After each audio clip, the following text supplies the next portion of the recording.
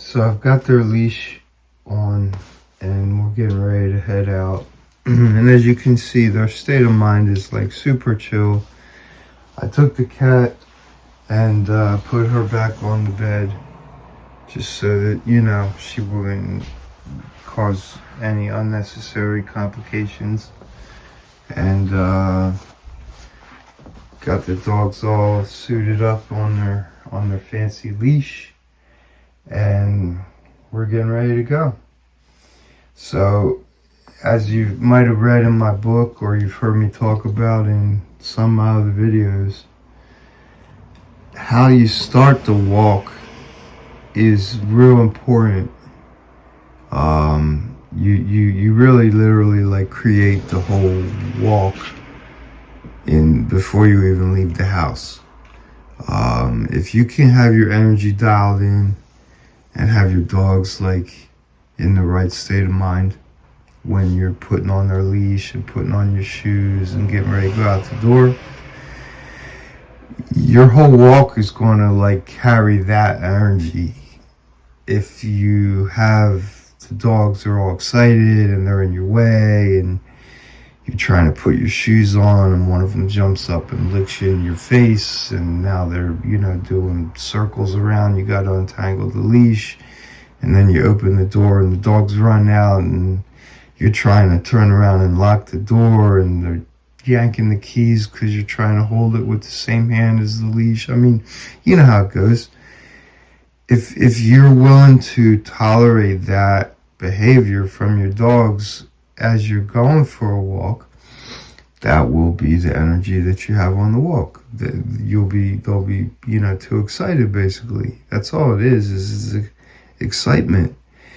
If you could take away one thing from my offering of sharing this knowledge with you guys in these videos, is just keep a monitor of like a gas gauge on a car or a speedometer gauge on a car of like where's your dog's level of excitement, and then just interact with them relative to where that needle is pointing.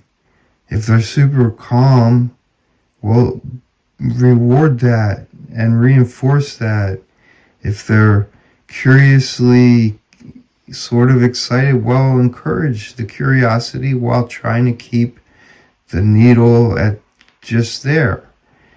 If they're super excited, either that means a good thing, you're playing and having fun, in which case enjoy, or they're doing it when you're answering the door and they're jumping on the UPS guy, well, focus on learning how to like take the needle back.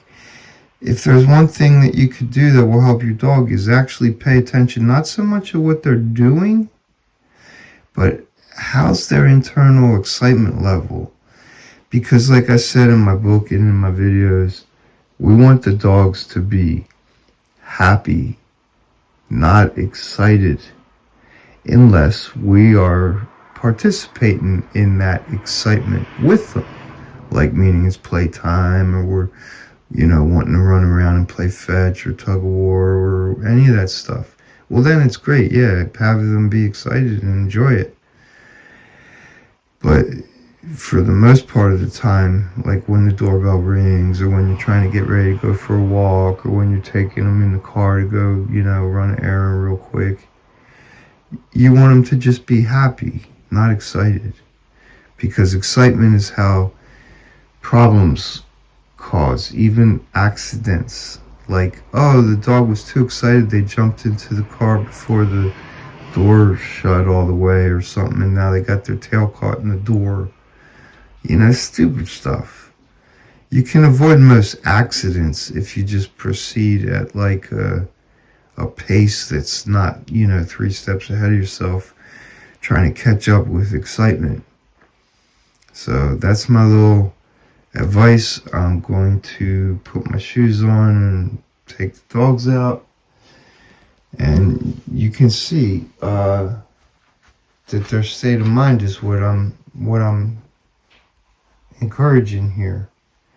So I hope these videos are helpful. Thanks for watching, and enjoy the day. Alright, so I figured since I had the camera, I would just film doing it. Hopefully it's helpful when you can see the actual work being done, because for me, I think that's the most helpful thing to show. These dogs are already familiar with the whole going in and out of the door routine, so it's not like a new experience for them. Their owners handle it a little bit differently, so this is kind of like a little bit of a refresher. But I'll link to a video at the end of me going through the exercises where I actually taught the dogs how to do this. So I'm just tying my shoes and, making sure that they stay in a mellow state of mind. Dogs tend to experience excitement at transitional moments, like you're sitting on the couch relaxing and you get up and want to go out the door, and that's when they get all excited. So those are the moments that you want to focus on. I talk about this a lot in my book, how to avoid those spikes in excitement where you're like, man, my dog was just sitting here being calm, and now all I did was walk over to the door and now my dog's all going crazy.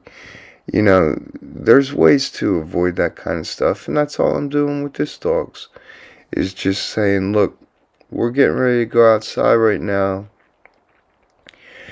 but you guys are being super chill, and let's just keep that state of mind super chill.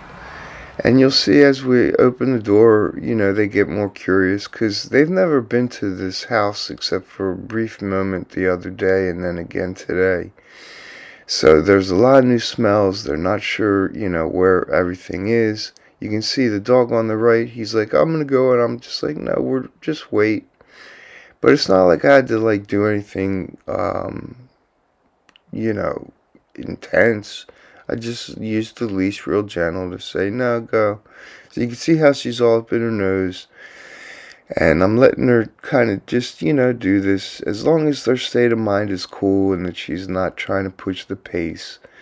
And I wanted her to come back in for a minute, but it was a little bit tight squeeze, so I just decided to let her back on out. And as long as she was going to stay calm, I was going to just, wait for her a minute and then go out, together and meet her there. But I let her out one more time here, because I'm just chilling. We're not in a hurry, and I'm not trying to force the dogs to do anything. I really just want them to relax and enjoy, and so there's no hurry. And the more that the dogs can feel like you're not faking it, I'm actually just literally not in a hurry, so I don't care that the door is open and that we're just standing here. It's fine with me. She sits down, I bring her back in. Just this, and it's no big deal, and that's why I'm not making a big deal about it. I'm just trying to help the dogs as much as I can. Just, be calm. The reason I'm making this on the video is to just show you, if you're having problems on your walks, it all starts kind of here, and you'll see in my book, that I talk about this at great detail. You need your dogs in this kind of state of mind before you head outside to go for a walk, if you want them to be calm and enjoy the walk. It's as simple as that. So it's worth it to take an extra 5-10 minutes at the beginning when you're going out the door. See how calm the dogs are? So now I know when we go out on the road that they're going to be calm. All right. Hope that was helpful.